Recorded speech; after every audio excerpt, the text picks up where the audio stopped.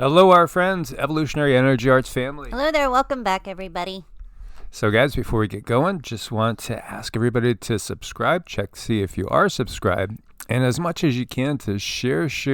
Try to wake up as many people as we can. As we know, this is basically all about waking up the world. And while they have the algorithms going in such a manner as to keep the world asleep in this sleepy, crazy dream that some might call a nightmare, we have to wake people up because that's how things are going to change. Indeed, we do. And we just sort of have to keep at it and help people understand how to read between the lines, because that's what this whole world is. The illusion, it's how to read between those illusional lines. And there's so many different ways of interpreting things as well. So on YouTube, we have the two channels. We have EEARTS. Let's see it jump over 16,000 subscribers. And Evolutionary Energy Arts, which one time was over 66,000, but they rolled it back with us not being able to post on it for such long periods of time due to strikes, not due to copyright, due to, basically just maybe saying too much. And again, share these videos everywhere you possibly could and others of this like kind. So there is a video out there that, gosh, like dozens and dozens of people were saying, have you watched this video? And it's right here on Rumble, all about water and about serpentine beings or things, so to speak. If you guys know what we mean, many of you will know instantly because it's been a huge buzz. It was interesting. We basically were working on the house and we listened to it, and we don't usually get a chance to listen to too much all the way through, but this we did. We listened to it in its entirety. Were we surprised by anything? No, not really, because I think a lot of people have a good idea of what's going on. And, we're in this information war. We're also on a war against humanity. And there is truly, in so many ways, a war of the light against the darkness, a war of the organic against the synthetic. And then at the same time, this war is all happening, so to speak, in dream time. Mm-hmm. And while we were listening to that, he really has a great way of presenting all of the information. Even if you feel you know everything, this was really good because it sets it out in another way for us to help it resonate a little bit deeper. So he did a really good job. Absolutely. So revisiting the past, and here we see, number 2, Bush number 2 here, stunning photos show how George W. Bush was told about the 9/11 attacks and how his White House responded. This seems like so long ago. It's 21 years ago now, almost 21 years ago, and you might see this photo. Well, he was at a school in Sarasota, Florida, my old hometown, which I did love Sarasota, great place. And you can see him intensely reading to kids when he is letting known. And it's interesting, just again, start reading energy. Read energy. Learn how to read energy. Don't just rely on the left brain. This is where we're going, is reading energy. This looks like somebody that's waiting to hear whether his wife had the baby or not. Mm-hmm. Does it not? Well, he's waiting for that next cue, so he knows, what do we do next? This has been scripted. Absolutely. I mean, just look. He's not there. His mind is already thinking about the fact that he's got to deliver a great performance. And so he gets the message, the big message that he knows is coming. I mean, in my humble opinion. Look at this. Reading makes a country great. Wow. I mean, you really got to pay attention and absorb what you're reading, though. Yes.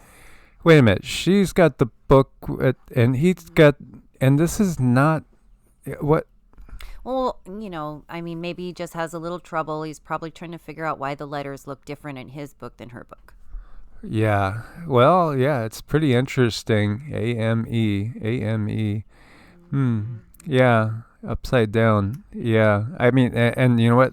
I don't think that's somebody doing a trick here and making fun, because Again, I have a personal, there's somebody I know and have known for decades that went to school with him and knew him personally and said, I'll tell you straight outright, this was back when he got elected. There's no way he would be able to do anything because he knew him very, very well. And he said that he was a class clown. He was a joker. But, if you put him in an IQ test for a 9-year-old, probably wouldn't be able to pass. Yeah, I mean, there's just some things. People are cut out for certain things, and this is one where he simply had a script to play. And that part, he did well. Absolutely. And when we know that the Project for a New American Century, which we've talked about a lot, they came out with a report back in 1997 that basically listed 7 different countries that had to be under American power and control in order to ensure that America would still be the leading power in the world going into, the year 2100. And we know that didn't work because Syria and Iran were 2 of those, and it didn't come to pass. We know Syria, there was an attempt, but it didn't happen, and Iran never got there. And Project for a New American Century was headlined and headed by those that were to become known as the neocons and basically the whole Bush regime. And remember the fiasco with the hanging chads and how Florida was declared for Gore, and then no, it actually went to Bush. And, it flipped. And everything changed because, the Bush regime was put into power. Back in 97, they talked all about this. They even talked for the need for a new Pearl Harbor type event to get people on board with going and taking over 7 countries. And this was even given to us and told and verified by a general, Wesley Clark. And people like Rumsfeld and Cheney and Wolfowitz and all the like, Robert Kagan, William Crystal, all these guys, they were all part of this. And, this goes back a long ways as well. As we know, we actually should say all 3, both President Bush's and then the granddaddy, Prescott Bush, who was also I believe he was a senator from Connecticut, in fact. They were all skull and bonesmen. They all belonged to this secret society out of Yale, New Haven. And other notable Bones families you might recognize. How about Buckley? You remember Buckley? Bush, obviously. Bundy. Cheney. Oh, the Cheney family. No kidding. No kidding. Goodyear. Wow. The Gates family. Oh, no kidding. Rockefellers. Vanderbilts. Taft. I mean, this is, again, part of that club that really runs the show behind the scenes. And here we see Hitler with Grandpa Bush. And we have talked about this many times too, how Bush's grandfather helped the rise to power. And when you look at Japan, where did they get all their materials? Japan's an island, right? It's an island that has limited resources. And yet Japan quickly started to take over China and then kind of bogged down. Where were they getting so much of their raw material before Japan attacked Pearl Harbor? They were getting it from the United States. A big, huge chunk, if not the majority, of what they were using to power their military was coming from the U.S. Corporations fund both sides all the time. This is just a part of the structure of this world because there's so many profits to be made. Right now there's record profits going on in the military industry because of Ukraine. And this is just the way it is. We've seen windfall profits because of the plague on the land. This is part of the structure that, again, views all of humanity as nothing but just tools, sheep, herd. And, time after time after time after time, it starts to get so predictable. Even in these days, we're looking at a situation with the media where somebody is, going to step up and appear or claim to be a hero and open up free speech when all along this is just some people playing their part to make things look a certain way so that people will continue to buy in the system. Absolutely. Absolutely. This is huge. And then other people like Henry Ford as well. Henry Ford actually used labor that was in the camps that are not recreational camps, if you know what we mean, over in Europe. He was using the labor to basically, again, it's free labor. It helps profits. You have to look deep. So this is iPet Goat 2. And supposedly, if we look into this, let's just read the wiki, and we know wiki is supposed to be the truth now, the ultimate truth. Yes. iPet Goat 2 is a 2012, so that's 10 years old, Canadian animated short film, written, directed, and edited by Louis Lefebvre. The film features commentary on American society and politics. I think it's even more than American society and politics. It's the global situation, and in so many ways it's going deep into the Borg and the Matrix that we see, particularly covering Presidents George Bush and Barack Obama, with allusions to Osama bin Laden, the war on terror, biblical theology, Arabian imagery in a post-apocalyptic setting. The title is a reference to the pet goat, often referred erroneously to as My Pet Goat, in the book President Bush read to children at Emma Booker's school in Sarasota, Florida, at the time of the September 11th attacks, which ends stating more to come. The film is known for its strong use of cryptic symbolism. And interesting, right? So he began production back in 2006. By 2008, he established a studio, Heliofont, in Montreal, Quebec, employing various 3D animators. And then this was released on June 24th, 2012. When you look at the symbolism, and we're just going to kind of go through and touch on some symbolism. I mean, right here, you have a mother all dressed in black. She's got a red halo. And there's a little potion here, which looks like right above the potion, there's this rocky outcropping and kind of a mushroom cloud just above the bottle, as if the potion has the power of a mushroom cloud. There's so many different ways to take it. And she's wailing and lamenting the little child who is all wrapped in bandages, which do have some blood on them. Well, is that potion too? Is that supposed to be something that was to heal the baby? And if you look at the rocky outcropping, it kind of looks volcano-y too. It does. There's so many things there that are a sign of the times. And then, why do you have this? This to me looks like a little portion of a yin and a yang sign. And here we see a spiral going on. As we know, the spiral is something that we see everywhere in nature. When you go back, there's the pet goat, right? Barcode.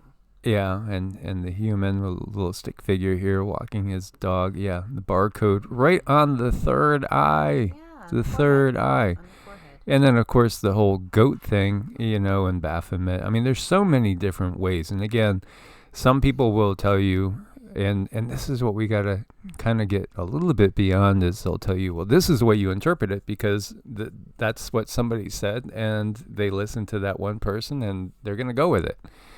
Listen to your own intuition and be willing to see that maybe that is one part of it, and maybe there's even more. This is where we need to kind of get out of boxes. We need to get out of boxes again.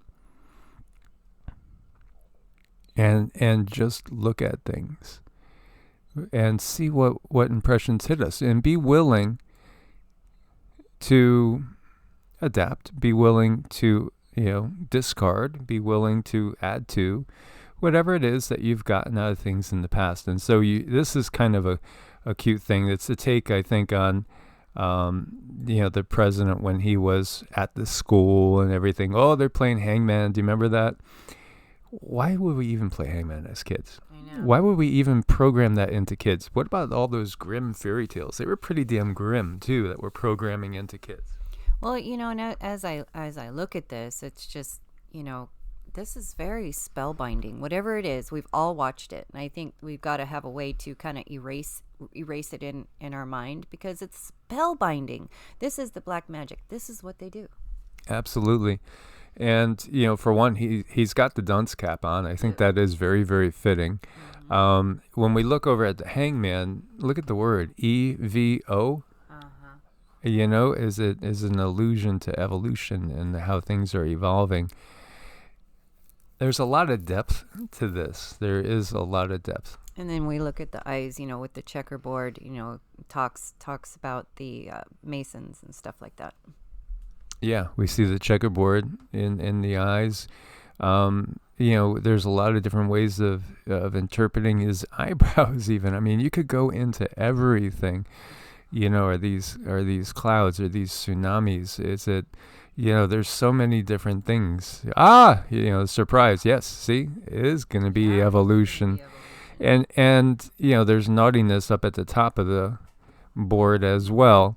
It's so interesting to see all this. Now, Cindy and I didn't tear this apart. Oh, look we have an owl. Yeah, an owl. Bohemian Grove. We had the photo of Nixon and of Reagan and Bohemian Grove. Again, like yesterday, we listened to one person that spent a lot of time in the military that covers military flights, and you guys probably know who that is.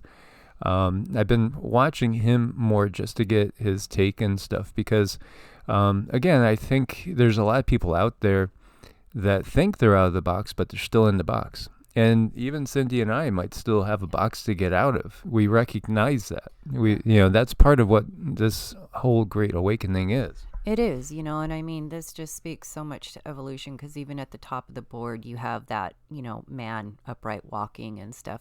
This is all about stopping what's happening to us. Yeah, it's all about stopping the natural progress of things. Yeah, interesting. All the symbolism, and wonder what the time is there. Either what does he want to pay attention to, with what he's getting across here. The brain split in two. Again, the dragon, splitting the brain, the two hemispheres, the left and the right. How many times heart. have you seen the heart in this? It's all about the heart. See the heart there too.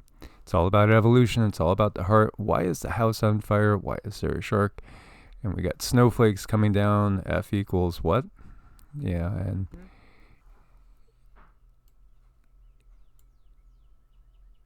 and then there's this part where he changes. Yes.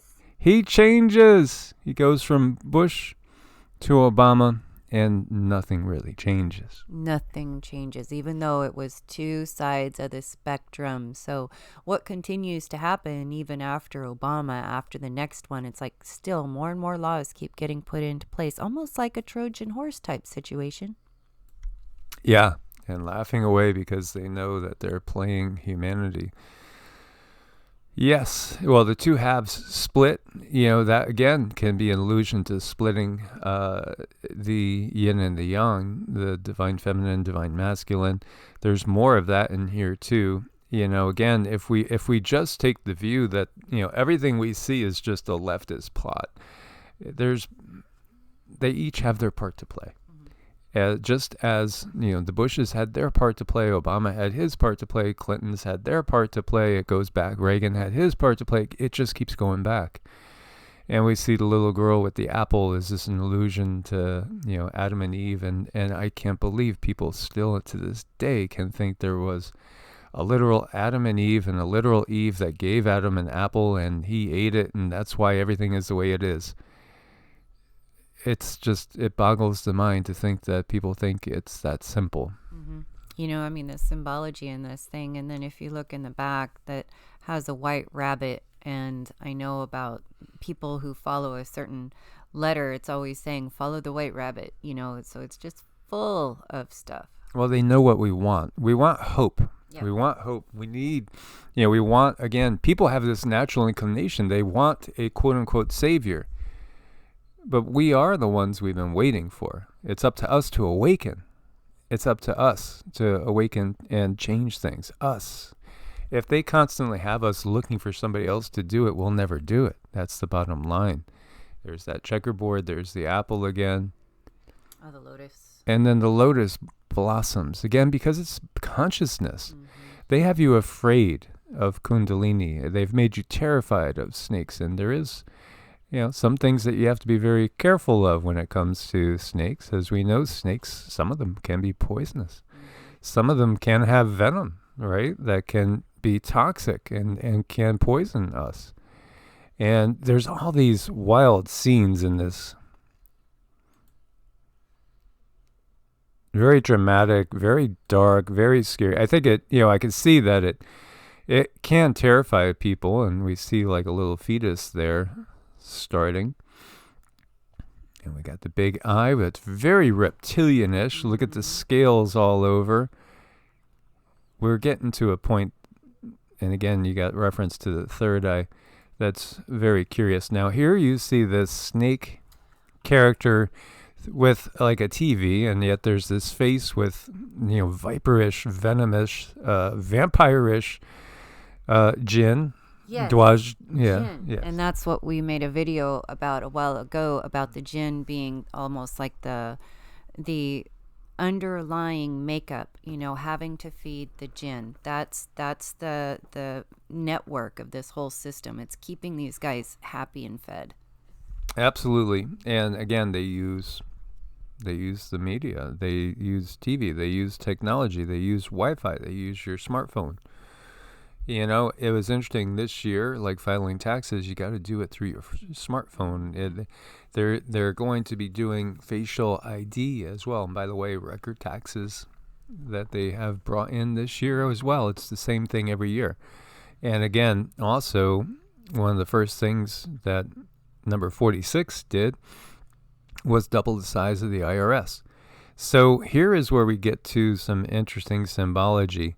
As we see this viperish black snake, jinn-type creature with this little boy who has a empty head and seems to be very sick, very ill, dreaming. Perhaps when we go just a hair more, you can see there's two sharp, pointy things here. Now, people could take this as abuse of certain substances, as you see pills as well. Or you could take this as something different.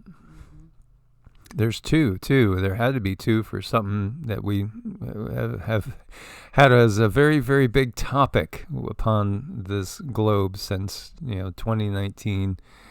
Again, look to October 2019. We had Event 201, and a little binary code. It's just all kind of like right there, the symbolism. Well, either way you look at it, the cure that he's wanting to make him better continues to make him sick. Yeah.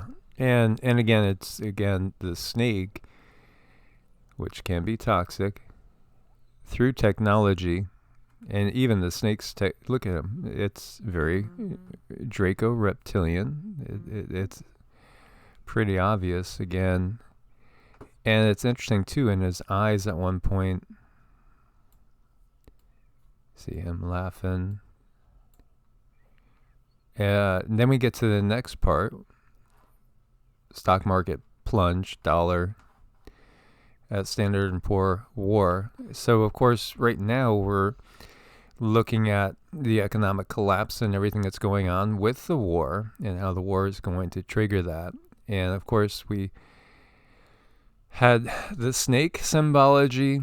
We had the ouch, symbology. We have the triangles, again, Cindy and I have seen them up close and personal multiple times. And, this war is going to be a little different because we're going to see some serious technology coming out, whether we are talking TRB-3s or whether we're talking stealth bombers. The technology that we'll see overhead is going to be stunning. And we see explosions. And over here, the heart chakra. So now you start to see this Christ-like figure that's on a boat that goes through this boat, which can symbolically, there's references to Anubis. It makes you think of the Egyptian Book of the Dead. It makes you think of the ferryman from Greek mythology and everything, and transitioning from one realm to another realm. it's all about the heart chakra. You see the fire coming from the finger. There are chakras on the end of every single fingertip. There's a major chakra in the palm. There's chakras at every joint, but the heart chakra is the most key of all in this time. This is the bridge between the upper and the lower. This is what we are to conquer in order to transform our reality. And then it comes to that which we started with. And then it goes on. And again, it's very, very apocalyptic. It's very, very dark. Here you see a kid with glowing red eyes holding a gun. He's those mala beads. He's wearing mala beads, which, you know, if he was left to his own and wasn't possessed, like he apparently is possessed, now possessed, grabs a gun. Otherwise, he's saying prayers and saying mantras. Right. You know, and that's something that we try to teach is we give people a place to point their energy that's more positive and constructive, but they also give people this other way to point their energy because they're angry. So it's like a choice. And then we're looking at the purple ribbon there. You know, what's that all about? That's got to be something crazy. Well, you know, again, purple is a high vibe, and you know, it's also associated with the higher chakras and everything, and they're undoing that. Over in here too, you see a hammer. And again, we're not going through every single second of this. You know, I know that there's a lot more in there. Here, we're seeing the yin and the yang sign, and it's imbalanced. And that's exactly what we have in this world. It's completely testosterone driven. It's divine masculine. It's, you know, again, no mentioning of the divine feminine and the mother. And then there's a girl that comes out with a white flag, you know, wanting to stop all the constant war. And there we see death. And there's reference to death. He's trying to grab her. And then we go back to the Christ figure who's just kind of floating through things in either deep meditation, kind of like asleep. Mm-hmm. It's all manipulation. It's showing it how it's all manipulation. And yet there's this cosmic aspect that cannot and will not be denied. Now this almost looks like a mouth, doesn't it? You know, from the back side. Well, yeah. Yeah, in the throat. The boats through that thing, it looked like the inside of like a whale or something. Yeah, yeah. And here, I'm not sure if they're referencing Kali and destruction. That's kind of what I was feeling. But what does come eventually is the sun, and the references to the sun being the king. It's interesting too, in that there's this hag. That's bleeding as if, you know, she's way past her normal cycle, and yet she's bleeding down there. There's definitely been a lot of cases of females having abnormal cycles recently. And, you know, is this a reference again? Where do these insights come from? You know, how much in the know and how much of this is something that's deep in our consciousness that we know we or other beings coming through and giving us clues and hints. And again, the masses are just asleep. Yeah. Just totally asleep, like a zombie apocalypse. Oh yeah, I mean, they look like they're just ready for service to whomever, you know. Unaware. Don't understand. Just going through the motions, just, you know, doing what they're told. And then the Christ figure rising above, and we still see the snake, and we see the little boy watching all this unravel.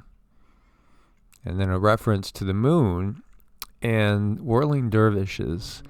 Whirling dervishes elevate themselves into an ecstatic state.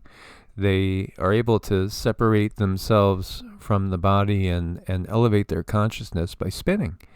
And this is part of the Sufi sect, and it's part of Islam as well. And it's interesting that they're referencing the moon because, again, the moon is basically, it's a tool that has been put into place to keep everything in this world imbalanced. As we got that was placed there by the Anunnaki, draconian reptilian forces back in the Younger Dryas period. And it's only been there for about 12,000 years, not the long period of time, as you can see here. So again, it's elevating your consciousness so that you could see past all this. And going past all these dark demons that are always trying to pull us down, keep us in their realm. No, we have to rise above this. And so this basically culminates with him opening his eyes, and you see, as he's making his way out, the sun. And the sun is giving off these concentric circles, these waves of energy. Flash. Is that the flash we speak of? Yeah, I do think it's the flash, because the flash is going to change everything, and everything is basically brought back into balance. And yes, the flash is still a ways away, but the sun's energy is changing us right now. Every single day it's changing us. More people are awakening to this Borg, this illusion that we're in, where they pose themselves as the good guys, but they're not. The whole system is all a system that's made to tie you down, to keep you from ascending, to keep you from having that heart chakra elevated and becoming what you truly can become. So again, you see the boat, and it's kind of got an Anubis head. You see he's wrapped in Kundalini energy. It's all around. The sun's giving the Kundalini energy. It's coming in through the heart chakra. It comes in through the crown and the forehead chakra, the Ajna chakra. Now, again, the guides have said, you don't even have to immerse your whole body in the sunlight, but just get the sunlight on your face and on your forehead. Take it in. The light is knowledge. It's programming. And the sun is a relay from Source, the real God, with the big G. Right. And I'm looking at the pyramids there, and it makes me think of the Golden Age. And I do believe that those pyramids were a very powerful type of sound healing for the human body, and that beings could gather once a year and go through the pyramids and have their whole selves healed. And this is what helped beings live so much longer. As you see, it's all about the sun. The sun's going to trigger this. And, again, the sun in so many ways is the son of God, the son of Source. It's a relay. And it's shining its light, its love, its energy, its consciousness upon us, and it's changing our DNA. This is the bottom line. Again, if we're going to believe in the mainstream fundamentalist point of view, then we're so stuck in the muck and the mire. We just don't get it, and you're not going to get it, and you're kept in fear in order that you don't get it. So if you do think that the presidents are making all the decisions, and that you need to do things a certain dogmatic way, you're still just lost in that beginning of the whole muck and the mire. It's all about consciousness. It's all about evolution. And also, they're all about hindering that. Mm-hmm. This is not about keeping the body. Not at all. This is spiritual warfare. What does that mean? It's multidimensional warfare. What is spirit after all? Ask yourself, go a little deeper. Stop taking things just at, face value. And again, 99% of the people watching this, that watch us on a regular basis, they understand all that. It's no big deal. It's nothing new for so many of you guys. You understand the whole big picture. There are, though, unfortunately, more that are asleep than are awake. We have to get that number changed. And they really keep people in a place where you have to follow procedure, you have to follow policies. And this is what keeps us from using our abilities to read between the lines. It's very much like a muscle. The more you use it, the better you get.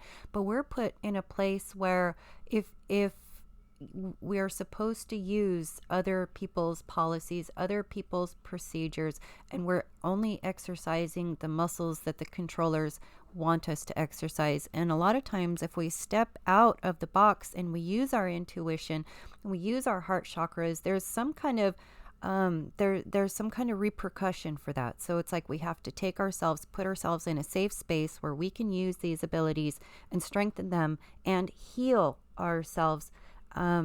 This is going to take a while. This is walking a very fine line, but it's something that's expansive, and we are going to get there. Absolutely. And think about the terminology that we're using. Are we using terminology that accurately expresses what we're fighting and the situation that we're in?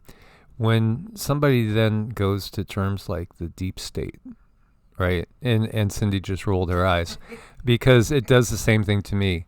If you think of this in terms of, well, that's the deep state.